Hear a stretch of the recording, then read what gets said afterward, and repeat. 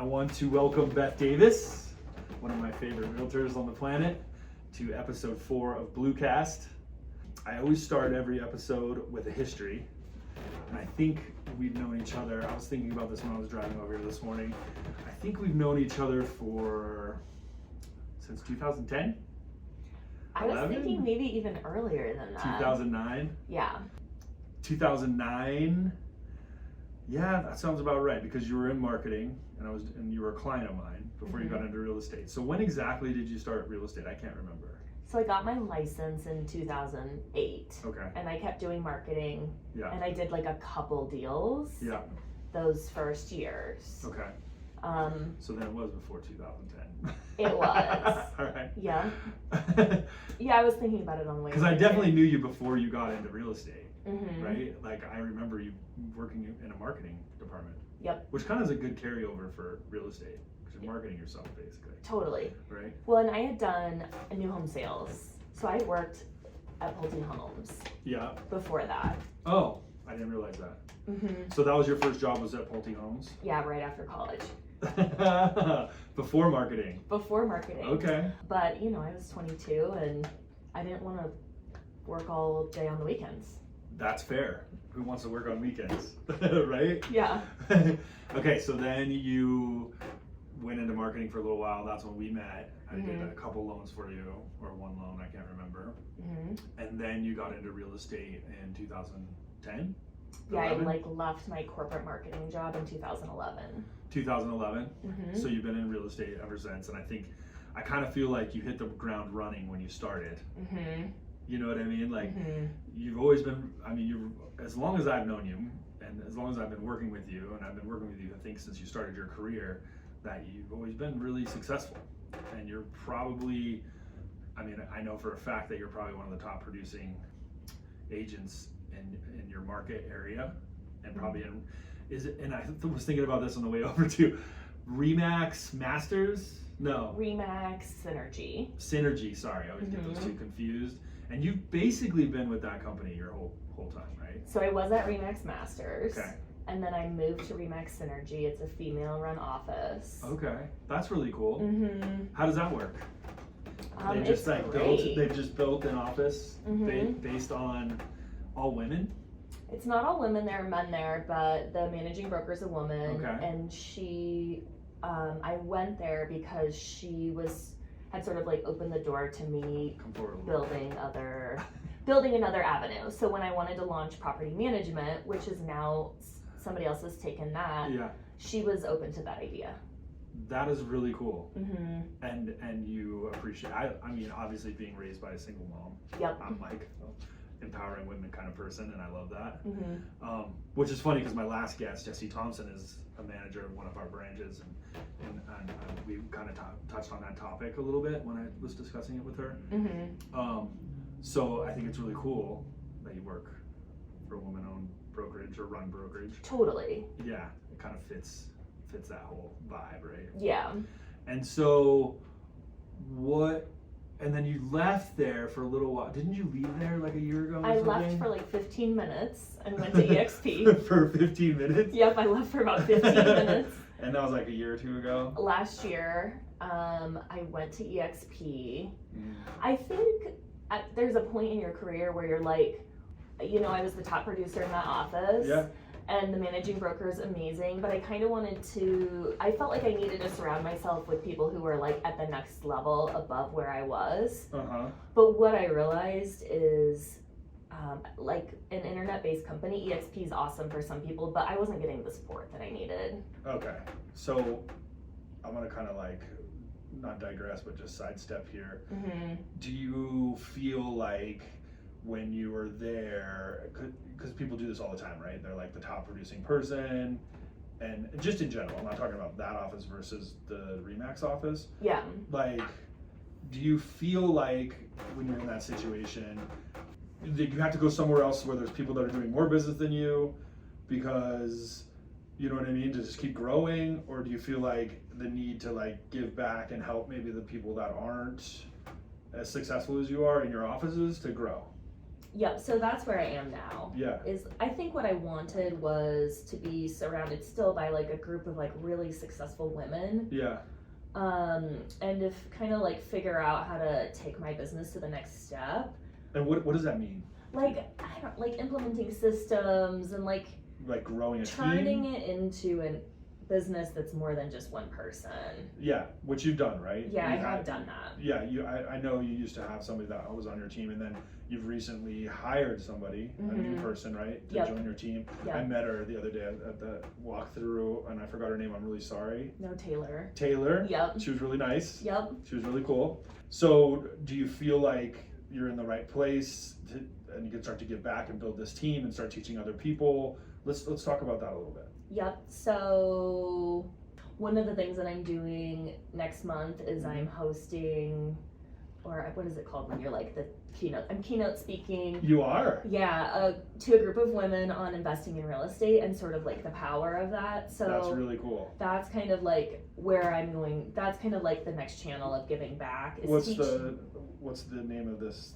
Dream Makers. Dream Makers. What do you want to do? Like a shameless plug for it, or is it a private event? I think it's open to everybody. Okay. Zoe, the managing broker at my office, is hosting it, Okay. and so every quarter they're going to be hosting these like women-led or female-run groups to help women grow their businesses. That's awesome. Mm-hmm. That's so cool. Yeah, and so like the thing that's hard about real estate, especially if you're just getting started, is like there's always these ups and downs. It's like feast or famine. Yeah. And so for me, investment properties have sort of like leveled that out.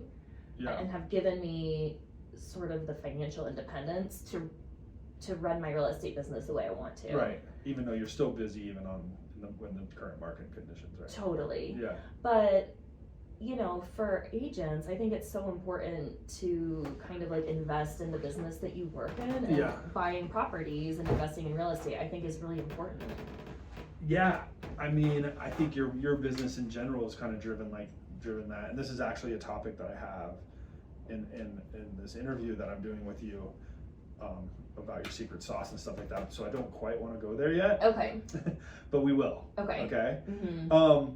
So let's just talk a little bit more about where you're at with building your team, and what do you think, and which direction do you think you're going to go? Like, what are your goals? What does that look like? Like, where are you at with that? Mm-hmm. So I have Taylor's on my team, and then I have somebody managing my transactions. And I think now, having seen the other side of this business where people have like enormous teams and they're running like a ton of production, I know that's not for me. Right. Like, I built my business on being very hands-on with my clients, and so I do want to keep it like that. I think kind of like small and mighty is what I'm going for. I love the fact that you're like small and mighty, but you still do a lot more business than most people. That just means you're working harder. Yeah. And driving around more. But there's nothing wrong with that. Like, I think everybody has their own style and the way that they do things, and I think being hands-on is super important with clients. And there's a lot of times in my career, especially as I've gotten, as I've grown and I have a bigger team, that it's like, there's some transactions that I'm not involved in at all, and I'm like just not in the loop, and I don't like that, right? I like to keep myself inside the transaction and with the clients, and I've definitely over the last like year or 2 years have really noticed a shift in that, and where I'm starting to have to try to reintroduce myself into these transactions that I normally would have nothing really to do with it, because it goes straight from Adam, who works on my team, to my processing team, to Alyssa, to my loan officer assistant, who's getting all the conditions. And I think there's something to be said for wanting to keep that who you are involved, right? Yeah, you have actually been like such a model for how to grow my business. Thank you. Yeah, because when you brought Adam on, like, I still talk to you all the time, but if I can't get a hold of you, I call Adam. Yeah. And I know that you're kind of like in the background working on stuff, but when you hired Adam, you were just like, this is somebody that's smart, that I trust. And it might take a little bit of time to get him up and going, and that's kind of like that was the trick, is I hired somebody that didn't really know anything about it, and he's my friend, and I felt like he best represents me. You know what I mean? Yeah. And and then just trained them how to be a mortgage guy, right? Yeah. And I don't say that that's like the trick for everybody. I think for me that's just what I needed to feel comfortable to have somebody, and I think that's an important piece. And when you're building a team, is like getting people that are most like you or represent or feel like they represent who you are and your vibe and your energy and how you love to take care of people, right? Totally. Because you can't have people that that work for you that don't have the same amount of care for the people that they're working for that you do. And I think it's super important, right? And like energy and sort the of whole, like your whole vibe, right? Like you're super high energy, you're super, awesome to work with and super enthusiastic, and knowledgeable and all the other things that go along with that. But all that stuff is encapsulated in your business. Yeah. And that's why you're successful, right? That's why I'm successful. Yeah. It's because we have there's this unknown whatever it is, the thing. The je ne sais quoi. Is that the je ne sais quoi? That is just that you can't really put your finger on, and it's like when you're building a team, it's important to have the people around you kind of encapsulate that same thing. Yeah. Which makes it a lot harder than most people think, I think. I agree. I mean, like Taylor's just getting started. She like worked a tiny bit in real estate in Dallas, but didn't have her license. So we're kind of like starting from the ground up. I think that's great. But I like her a lot. I trust her. Yeah. And she has like the most amazing energy. That's wonderful. I mean, I think that's the only way you can do it, really, right? Like that's it. Like you can't just like start hiring people off the street and think that they're just going to do what you need them to do without knowing them or having some history or something, right? Yeah. So let's move on from that. And I also, before we do actually, I'd like to say I like that, and she's a younger woman, right? And so you're helping her grow her career. You're teaching real estate classes for women. You work for a woman-owned thing. I mean, I think that I really just put that together, even though we've been friends for a long time, and I think that's really amazing. Thanks. That's cool. Let's talk a little bit about the current market conditions for the last year and what your thoughts are and what you've done. I know that you've been fairly successful with clients and closing deals and getting stuff done. I just want to hear like what your take is on it and what your secret sauce has been and what's made you so successful in this market where there's a lot of realtors that are not closing anything. Yeah, I think in some ways I always like default to that it's been luck, but I don't think that like 12 or 14 years is luck. No. I think it's showing up for people and doing the right thing. And always. I think that's really cool. Can you go into a little bit more detail about that? Yeah, I think agents as a whole sort of have like a slimy reputation for always trying to just be closing deals. And I think if you kind of like remove that from your vernacular and you treat your clients like they're your friends and family, I think it sets a different precedent, and you're not worried about the closing, you're worried about getting them what they want. Yeah. And just doing the right thing for them. So can you kind of give me a couple of examples for the people listening and watching the podcast so they have a clear understanding of what that means and what you do? Yeah, I mean, I think it's like making sure that your clients know they have an out on a contract. Yeah. And getting them out of the contract effectively if the home is no longer the best choice for them or the best option for them. So be it inspection, financing, right? Like just because you go under contract on a house does not mean that you need to close on a house. Like don't count your chickens before they hatch. Yes, exactly. And like don't be doing transactions just for the commission at the end of the day. So being altruistic to your clients, is that the right word? Yeah, I guess like treating them like, look, I'm gonna do what's best for you no matter what the outcome is. Yeah. And if this isn't the right place or this isn't the right situation, I'm not gonna force you into this situation. Yeah. I had some clients say that they thought I was, or felt a little bit like I was like almost trying to talk them out of the house. And there have been scenarios where I've done that. Yeah. Where I'm like, I don't think this is the right choice for you guys, and here's why. And I think, and that's one reason I'm glad that you said that, because I've always appreciated that about you. And you've showed me personally a bunch of different houses, and you're like, this is not, you know what I mean? You're always real honest. And I think honesty in our business goes a long way. Right? Yeah. Like just being honest, like, and putting people over money. Yes, put people, that is such a good description. So put I say, people over that's a money. saying that I have, and I say to a lot of people, Mm-hmm. even my team and my management, and even our corporate people in the various companies I've worked for. Mm-hmm. And that's a big part of our culture and our branches, Mm-hmm. is that we're always going to put people over money. Yeah.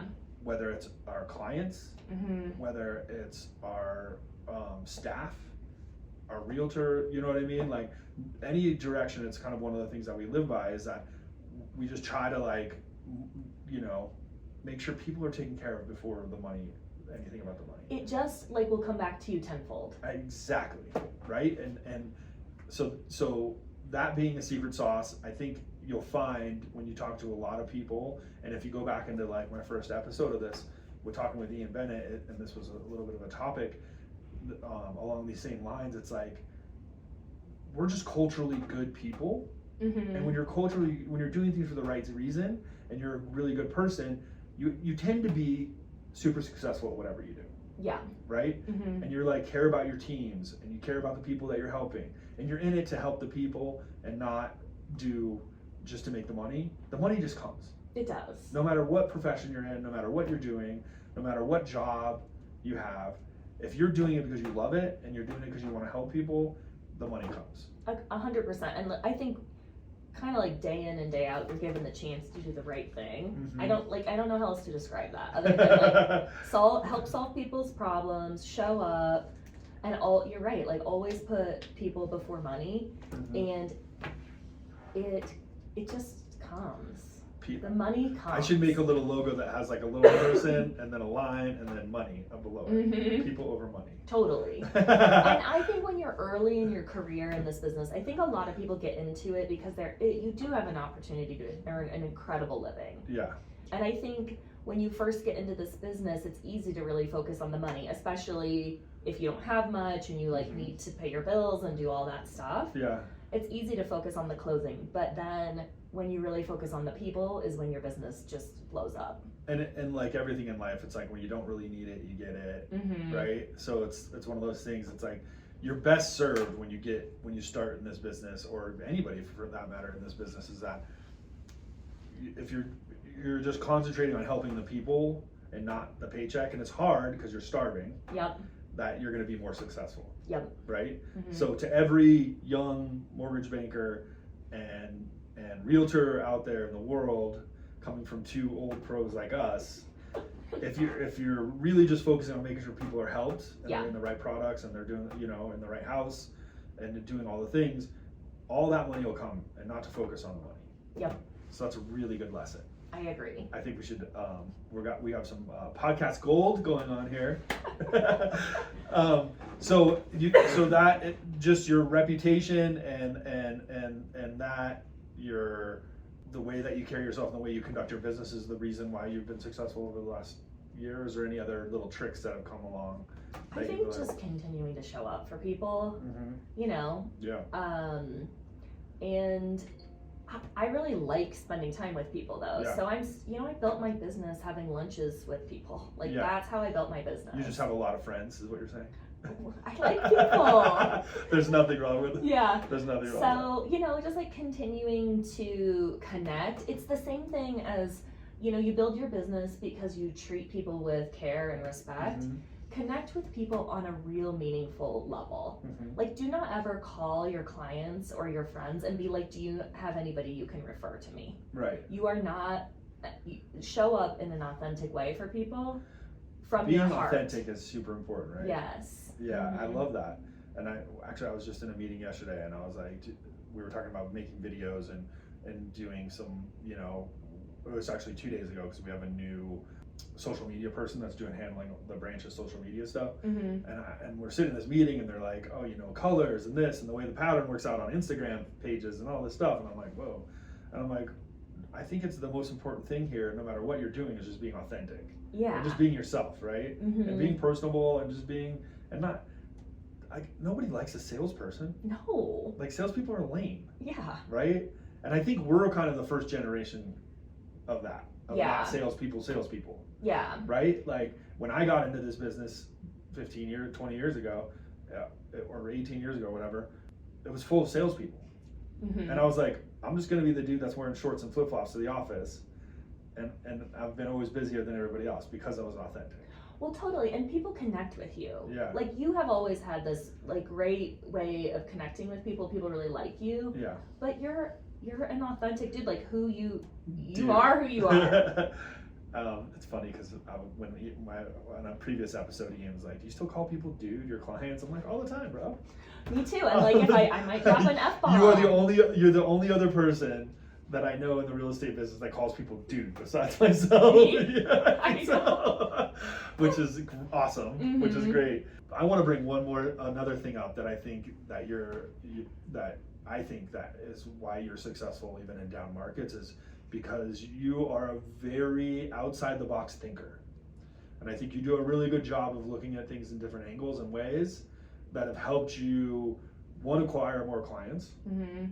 and two, close more deals, right? Mm-hmm. And I think that has been one of the things I think that has helped you kind of not only be successful in all times, but also when things are not as lucrative as they are in other markets, that you've been able to like pull deals together just because you're thinking about things in different ways. Yeah. You know what I mean? Mm-hmm. Especially when it comes to the investor side, which kind of leads us to our next kind of like topic that I wanted to touch on, just about your career in general, and just and now we're gonna get back to the investor stuff, Mm-hmm. and you being an investor yourself, Mm-hmm. and helping other people be investors, and kind of coaching people and doing all that stuff. And I think that's where the out of the box kind of thinking comes in and helps you kind of create more income than you normally would have. So can you just kind of talk about your investing and kind of talk about what you've learned, what you've done, and how you've used that to help other people? Okay. I know that's a lot, but just let it go and start talking about it. Like, I know you have a lot of thoughts on this, so Mm-hmm. let's hear it. In 2009, Mm-hmm. when I was working in a corporate marketing job, Yeah. I was making $35,000 a year. Yeah. Working 40 to 50 hours a week, and Crazy. I knew there was a better way to do life. I knew it in my heart. Yeah. But I did not have 2 dimes to rub together. Right. I had no money. Yeah. And so I got my real estate license to what I thought was going to be handle my own real estate transactions, because I thought I was going to buy like an investment property every year. So just to save the money on the Totally commissions. Commissions, yeah. Which is, by the way, like the worst reason to get your real estate license. I turned it into this like amazing career in business. Yeah. But so then like a couple friends came to me and they wanted to buy houses. And like, in 2009, 2010, the market was horrible. Terrible. Yeah. But I helped people buy a couple houses, like they were so cheap, and I saved 100% of the commissions that I made. Because in my baller marketing job, I was making plenty at $35,000 a year. Yeah. And I used those commissions to buy my first rental. Okay. Before that, I had like flipped a couple houses, like live and flipped some houses. So Yeah. it just like was always in my blood. Yeah. Is that the one on Pierce Street? Was it Pierce? Olive. Yep. Olive. And then I bought this like condo in Winter Park for $86,000 I think I when I remember was that working too. up there. So like it kind of was like always in my blood. But I bought this extremely horrible house out by what was becoming CU Anschutz out in Aurora. Okay.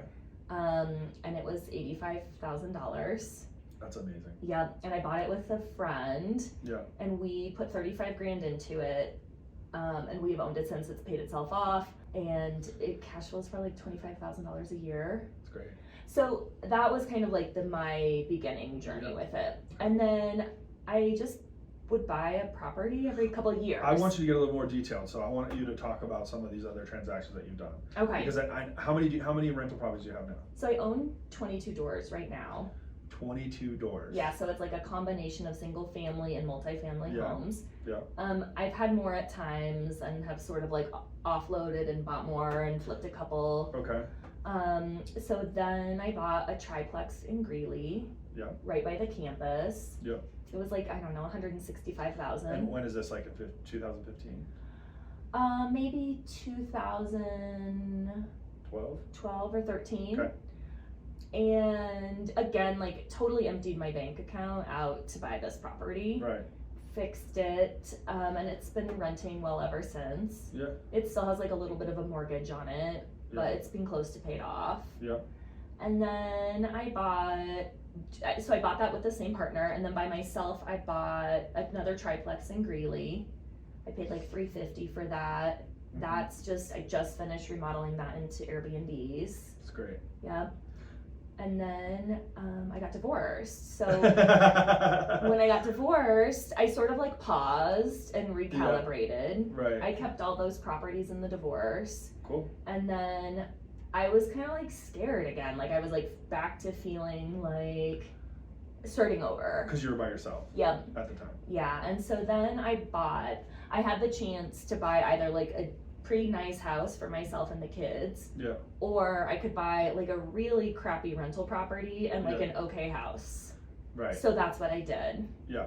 And now that rental property, so that was a fourplex in Greeley, Yeah. and it was so horrible. Like all these places are horrible when I buy them.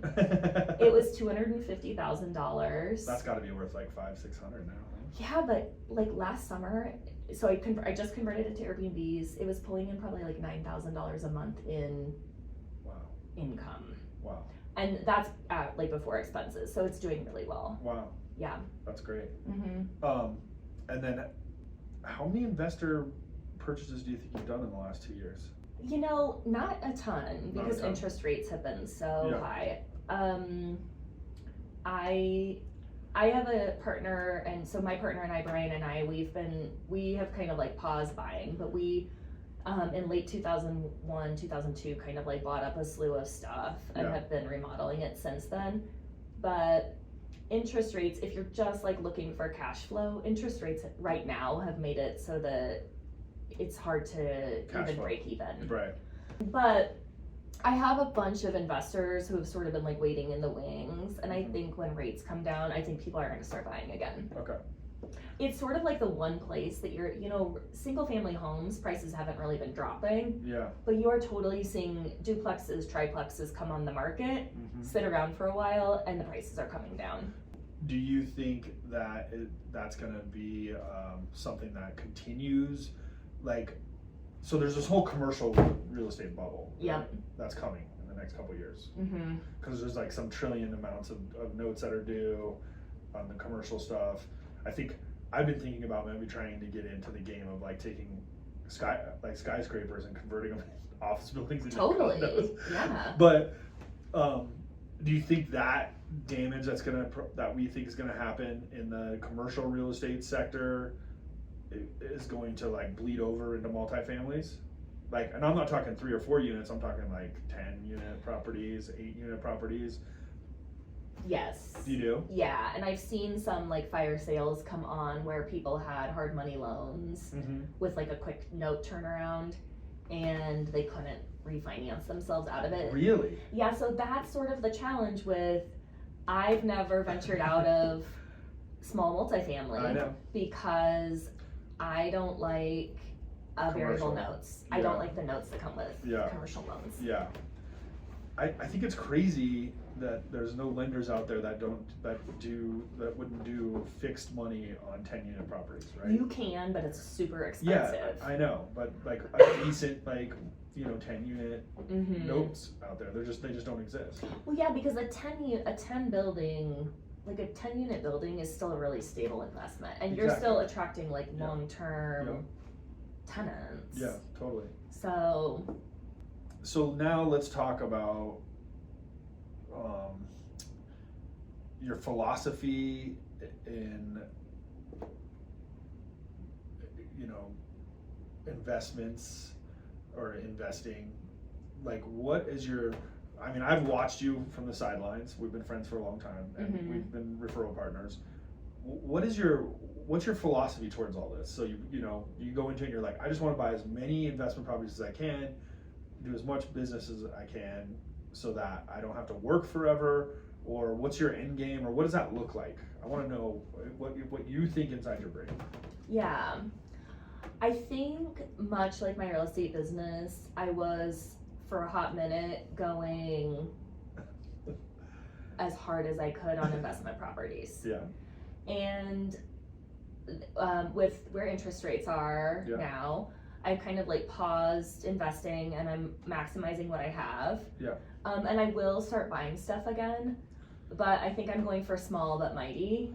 Small. It's so easy to get wrapped up. What do you mean when you say small but mighty? Like, I think having a like mid-sized portfolio that performs really well, that's manageable without killing you is. And what does mid-size mean? I would say, like this is just my own definition, maybe like 25 to 50 units. So that's considered mid-size? I don't know. I don't know. I'm asking you, like, what is your, what's your end game? What's your philosophy behind all this? Mm-hmm. I know that you have a master plan somewhere in that brain of yours because you're really smart, and I'm trying to get you to get it out so you can help other people. Got it. I want my rental properties to cover all of my living expenses. Okay.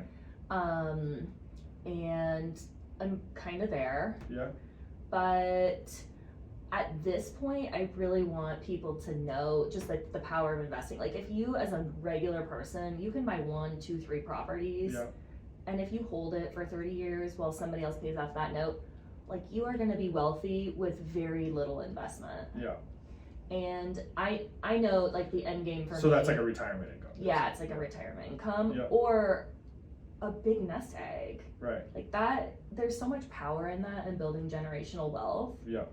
So for me now, I want to keep running my business and I want to keep investing and I want to teach my kids how to do it. And that's sort of like the next, cool. is having the kids like start. Well, that's going to be theirs eventually anyway, right? Yeah, like knowing how to mow the lawns and clean up the leaves. And we're going back to like doing some of the stuff ourselves so that they're like hands-on and they know what it goes into this. Yeah, because otherwise they're just like, oh, this is great. Like, oh my gosh, I'm 21 and I have all these properties that I'm gonna inherit one day. You're talking about my daughter now. Really? I mean, no. I mean, they're like, this is awesome. I'm like, you don't understand the work that went into this because I didn't have them out there doing work on stuff. You know what I mean? Right. I mean, it wasn't like I was like, hey, can you go mow the lawn? So, which I think is very awesome that you're making your kids do that. Well, we're not there yet, but I mean, it's on the horizon. Yeah, I mean, I think it's great to like get your kids involved in this creation of wealth so that they understand what it takes to have all these things. Totally, and that's how I got it. Like my dad bought properties when I was like a kid. I used to go. So you think he lit the fire in you? Oh, definitely. Like Okay. I went to college on quarters from washing machines. Okay, you got to tell me more about this story. Okay, so my dad had this 4-plex. Yeah. And we used to go empty the laundry machines, and there would You've told me this story before, but I want everybody else to hear it. Like, and I had a Tang jar, Mm-hmm. like from the 90s. Yeah. And we would fill the Tang jar with quarters, and then we would go like roll them or take them to the bank. Right. And that was part of what funded my college education. That's awesome. But like, I remember going over to this apartment building and being like, oh my gosh, there's like hamburger baked onto everything. Like when they were moving out or something? Yeah, like just tenants that were like horrible. And how old were you when you started doing that? I mean, I was like helping my dad with rental properties from the time I was like 3 or 4, like really Or little. he was just toting you around while you Yeah, like he was like out doing stuff, so I Yeah. would be there, like Yeah. pulling out staples from carpet being pulled out. Gen X stuff? Yeah. That's really cool. Mm-hmm. And then, so how old were you when you started understanding that these quarters were going to go towards your college? Or I didn't understand it until I started thinking about it later. and you looking back on Yeah, it? and being like, You're like, I oh. funded my college by collecting quarters out of Yeah. washing machines. Mm-hmm. That's so funny because we have talked about I've talked to you numerous times about multiple, the 4-plexes and having quarter laundry machines in there and how much money they actually make. Yeah. Over the rental income, right? Totally. Like Yeah. if you think about what $100 a month Yeah. over the long term Yeah. adds up to be, Yeah. it's kind of a lot. But a lot of people don't want to do kind of Work. like the daily grind of Yeah. owning a property.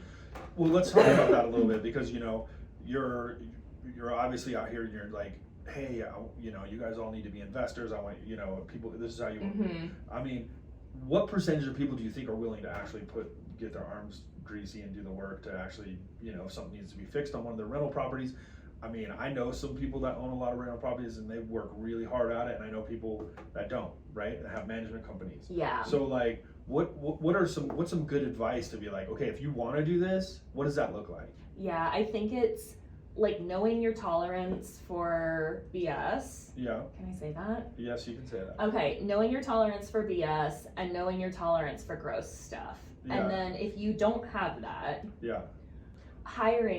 spending the time to hire a really good property manager. Yeah.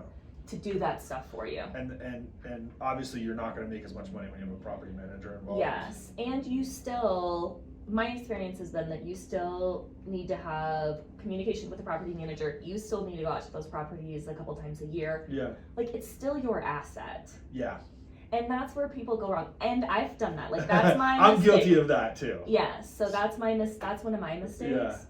Yeah. And so I've taken property management back over on a bunch of my stuff, but like, really, I have a heart, and also nobody's scared of me. Like, they're not gonna pay me rent. Yeah. If they're behind, like, people. Yeah. Kind of. I have had a history of people walking all over me. Really. Yeah, and so. So what do you do to stop that? That is one of the reasons why I converted stuff to furnished rentals. So then you have to worry about long-term tenants. Yeah, because I have people cleaning. Everything's done online. Everything's done online. People are cleaning. I have like full control over. There's no tenancy. So I do still have some long-term tenants, but. What percentage of your portfolio of rental properties is short-term? And in short-term, we're talking about monthly rentals now, right? Because you're doing monthly rentals because you're not doing the Airbnb, or is it on Airbnb? It's just for a month? I have a combination of true short-term and 30-day, so midterm rentals and long-term. Okay. The short-term rentals take a lot more work. Yeah. So you're way more hands-on. If something breaks, you need to have somebody out there to fix it. So the costs are higher there. The midterm rentals, I would say, like, the challenge with those is that vacancies can be higher. Yeah. And then the long-term rentals, the challenge for me at least is just people not treating your home the way you want them to treat it, and wrecking the property. Yeah, which happens. And what are the percentages of that, you think, roughly? So 18 of my units are currently furnished and rented on either short-term or midterm. And are you moving everything more towards a midterm rental then? I'm kind of like at capacity for that right now, just with my time. So my next buys will be long-term. Long-term? Yeah, and I'm in the process of possibly converting a couple back to long-term. Okay. Because I'm running a business and I have a family. Yeah, so I mean, it feels to me that you're just kind of like real nimble with everything, and it's like whatever the market dictates, you're kind of like moving stuff around and changing it, and whatever you can make the most money and whatever the most lucrative situation is in each property, probably by location, I would imagine. Totally, and you don't know if something's going to work for you personally until you try it. It's like you were talking, you just have to think outside the box. Yeah. If you're like, okay, I keep getting like awful tenants at this property, my choices are to continue with awful tenants. That's one option. Hire a property manager. That's an option. Can I fix it and make it cute enough that it's going to rent better, midterm or short term? Yeah. Or sell it and buy something that works better. Yeah. Like do a 1031 exchange. Yeah, totally. So covering all these different aspects, right, and all this stuff about rental properties, it's like, it's a lot for the normal person, right? Like, people really have to understand that when they're going into buying rental properties, they really have to have a kind of a game plan, have kind of an understanding of it, or at least a coach like you, or somebody that knows what they're doing, help them, right? And I'm sure that, all the investors that you help buy properties for, if they're not educated, you probably I know that you help them because you put people over money. Yeah. So you're like, all right, if you buy this, I'm going to help make sure it gets off the ground, make sure you're doing what you're doing, make sure it's going to work. Yeah. Right. So it's one of those things, like, people come to me all the time, they're like, hey, I want to be an investor, I want to own properties, and I'm like, okay, well, this is the lending guidelines. This is what you need to have in money to make it work. Yeah. And then, there's all this other stuff out there that, like, yeah, you have to go check on your house. Yeah, people are going to trash your house. Yeah, you're going to have to, there's an expense to this. There's the cost to this. This is what it's going to be. Not that it's a bad idea, because I think it's a really good idea. Like you said, when you have 3 houses at the end of the 30 years, it's a retirement. Like, you can do whatever you want. Right? Yeah. Especially, I've heard of people like going and if they bought 3 or 4 houses throughout their life, and then they move into one for 2 years, sell it so they get the tax breaks, and move into and then like slowly sell their houses and live in each one, so they're for a couple of years so that they're not paying all the tax on it. Totally. You know what I mean? So there's a ton of ways that you can do it so that it's like, you know. So I just ran some like future valuations on something so that I could like show people the power of this. Oh, that's cool. So today, like a whole presentation on it. Well, so today, if you buy a $400,000 property, which is like you can do in the Front Range, sort of. Sort of. You can. And you hold it for 30 years. Yeah. And you don't ever refinance it. You just hold it and you pay it off in the 30 years. Even at 7%. Totally. Or you refinance it, but you stay on the same amortization schedule. That property, so the average long-term appreciation on real estate is 4%. Going back to... It's like 50 years or something. 50 years is 4%. Like the average is 4%. So over the last 50 years, the average has been 4%. Yes, and that's not the exact number, but the long-term average of real estate appreciation is 4%. Okay. So if you take a future valuation on that, that's worth, in 30 years, that property is worth roughly $1.3 million. Wow. And so, like, when you are looking at the daily grind of being a landlord and you're like, I cannot believe I'm scraping hamburger off the ceiling in this house again. You're like, I've made a couple $100,000 on this. Should I sell it? Or should I hold it? There is so much gain in the holding things. It's kind of nice to back out and look at it that way, because then you realize that your work now is going to pay off later, right? Yes. Yeah. Yeah, that's really cool. Yeah. I have one more topic here that I wanted to touch base on, and I kind of ask all my guests. It's kind of one of my things. I go through the history at the beginning, and then I have like a follow-up question. What advice do you have for new buyers, younger buyers coming into the market now? That you give them, or you would give them, or what are you saying? I would tell new buyers to think of this first purchase as a gateway or a stepping stone into investment properties. Okay. The thing I wish I had done is I wish I had bought a duplex as my first house and rented out the other half. Yeah. And lived in one side. Because your first house is never your forever home. It isn't. And your housing, just from like a financial perspective, your housing expenses are such a suck on your resources. Yeah. Especially when you're just getting started and you're just building something. Yeah. So to buy something that could be a future asset and then to reduce your housing expenses in the meantime, I just think is like the most brilliant thing you can do. And if you just do it once. Yeah. And then move on to like your dream homes like 5 to 7 years later. I just think there's so much power in that. At the very least, you have this duplex that's like two income streams. Yes. 2 different tenants down the road. It's funny because I talk to a lot of younger home buyers, and we always have this conversation about or people that I've already worked with that bought a house and they're looking at the next house, and I'm always like, well, the best way you can do this is to keep buying a new primary. Yes. Because it's less down payment, less reserves are required. Like work your way up. Like you said, stepping stones, right? They're a staircase. So you start with like the cheaper house or a duplex or a condo, and then you buy a house, and then you buy a bigger house, and then you turn the ones behind you into rentals as you're moving up the ladder to build a real estate portfolio. 100%. It's the easiest way to build long-term wealth without having a ton of money up front. Yeah, exactly. And I think like Instagram and TikTok has made it seem like you need to have this like gorgeous Instagram worthy house like right off the bat, like you're gonna get your keys and it's like this dream experience. Right. Which you should have in your lifetime. Right. But like putting that work in and buying something ugly and making it pretty, there is like... And having a vision. I think it's important. There's like you could put 10 people in front of a house, and 2 of them are gonna have a vision of what that house could be, and the other 8 are gonna be like, there's no way I'm buying this house. Right? Don't you think that? I mean, you have vision. I know you do. Yeah. Like, I have vision. Like I walk into complete shitholes. I'm gonna say that, and be like, okay, I can make this work, right? Yes. And if you have that, and if you have that personality trait inside you, and you can pull that together, you're gonna make way more money in real estate.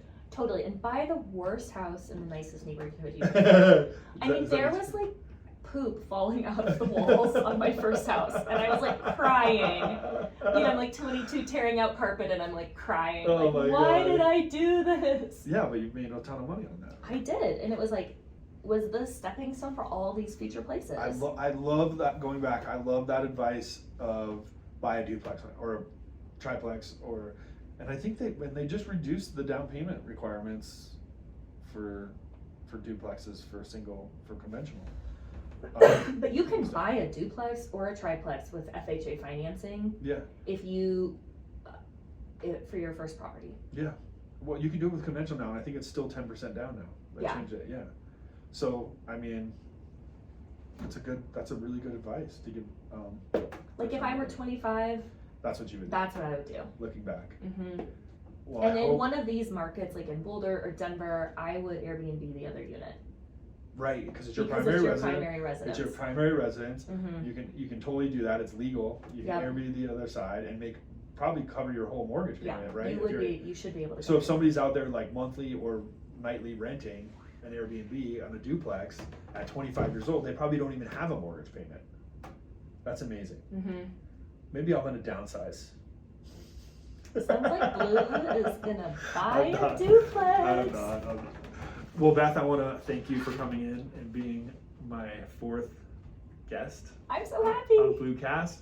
I'm sure that there'll be some point in the future that we'll have you back on when we have a really important topic to talk about. But thank you for coming in. Thank you, sir. You're welcome. And I hope everybody that's listening and watching this podcast got some helpful information. I think we did put some good stuff out there in this episode. And we'll see you next time, BLUECAST. Thank you.